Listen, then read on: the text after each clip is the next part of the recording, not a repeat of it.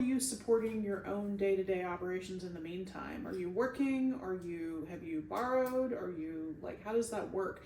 Because presumably this is not something, I mean, it could happen rapidly, but it might not. Right. So it can take a while to find a business that you want to buy. I think a lot of people say it's going to take at least 6 months in terms of finding a business that you want to buy and then closing on that business. And it can take up to 2 years. So that's a long time. Which is a very long time. So I am fortunate in that I have money saved. I'm currently not working and spending my time focused on the search. Okay. I realize that not everybody, and actually most people, cannot do that. But what a lot of people do is they run their search while they're working a full-time job. That's, that's just what they do. Sure.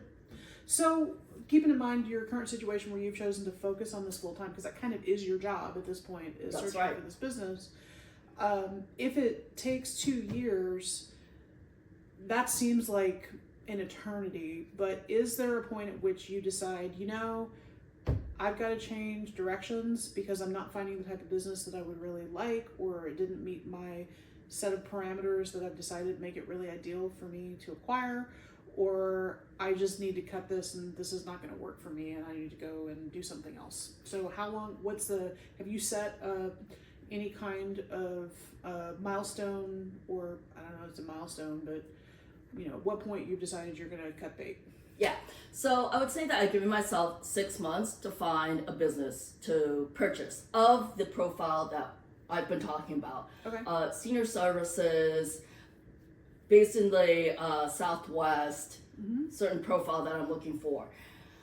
But yes, I cannot be out of work for 2 years. I just can't afford it. I don't have enough money and savings to sustain me. I don't know who would. For that long. That's a long time. So one of the things that you're right is maybe it requires me to change a little bit and decide to do something else. So maybe I buy a different type of business that provides me with some type of income during that time that is not going to be, high revenue, but affords me to cover the cost of living while I continue that search for this particular business. So you're really committed to this kind of business, what it sounds like.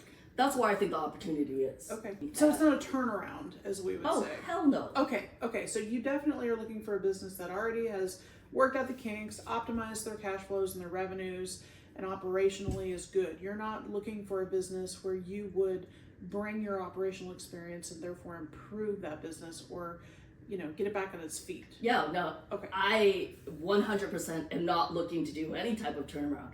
I'm looking to buy a boring, stable business. Okay. Wow.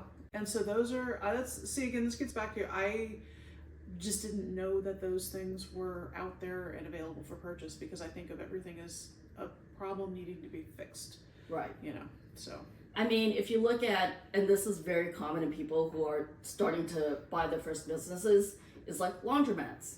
And they talk about laundromats all the time.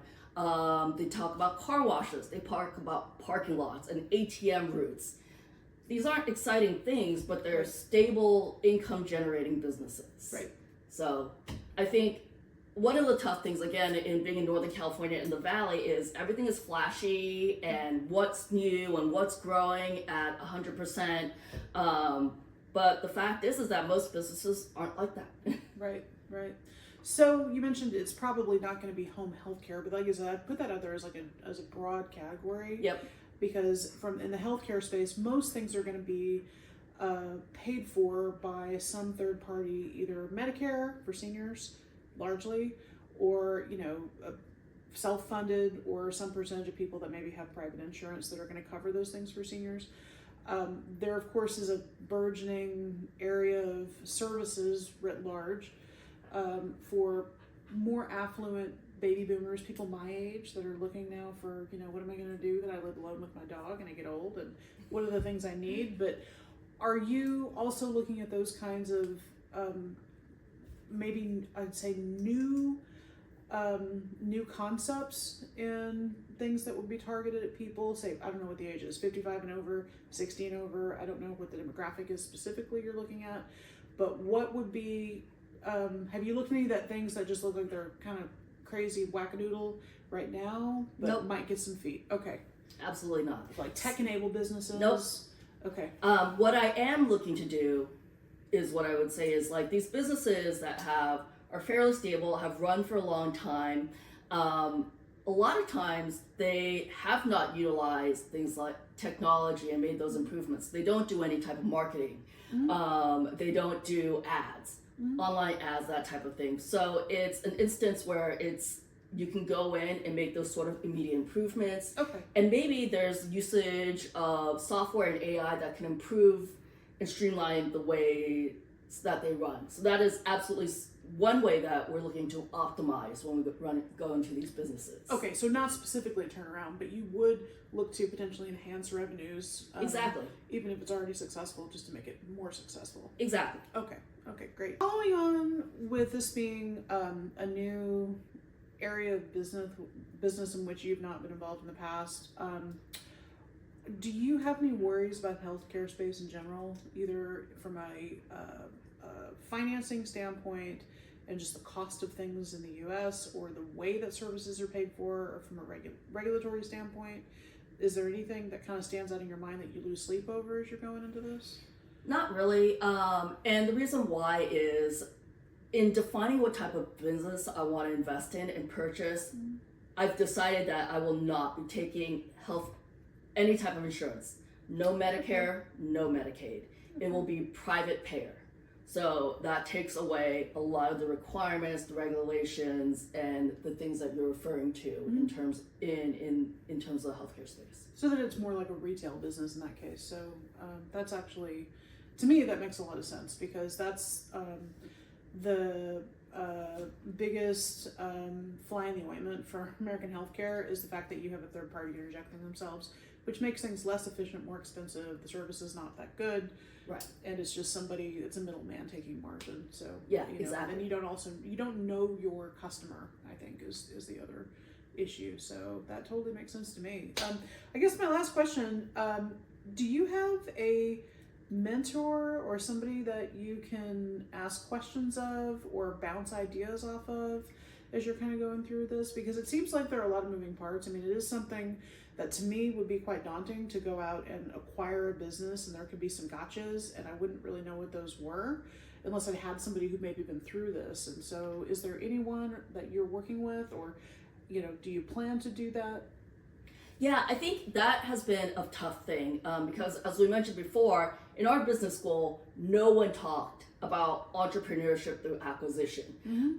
We didn't have professors, we didn't have classes on it, so I do feel a little bit lost here in that I don't really have friends who have purchased businesses and that I can talk to about that. The next thing is I do have friends who specialize in different areas who I can talk to. It's just like, okay, I have this finance question, or I'm going to be fundraising with private investors. People have done that before. So these discrete issues that come up, I think certainly I have certain resources to go to. I guess the thing about being intimidated or scared, not really, because first of all, I started my first business when I was 25.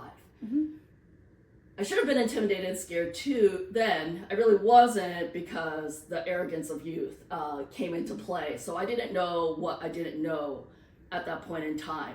I have consistently worked in high-risk businesses, most recently cannabis, because I entered cannabis before it was legal. Here in California, I entered in the medical market. So I have this ability to work in high-risk environments and be comfortable with this. So in fact, when I look at buying a business which is already cash flow positive, very profitable, I feel a lot less stressed and worried about that, because that's probably the most stable business that I have ever worked for, ever. Okay. So, I mean, honestly, you're in a good position that you're going through this journey on your own. I mean, you learn the most from failure, and you learn the most from kind of toughing it out, I think, to be a mentor for others, potentially. Right. So if people have questions, if anybody has comments about this, or they want to know more about Caroline and what she's doing, put it in the comments below. And thumbs up. All right. Thanks Caroline. Guys. Appreciate